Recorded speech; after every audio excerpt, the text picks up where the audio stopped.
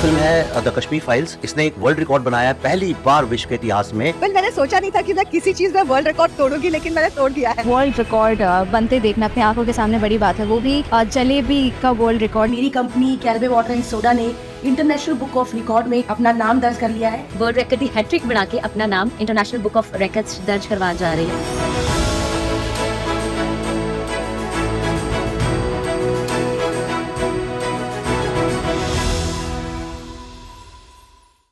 I'm Brinda, Pranav's mother. Pranav solved 140 pieces of puzzle with 18 minutes and 25 seconds. His grasping capacity is too good. Once I guide him how to do the activity, and next time he will do it correctly.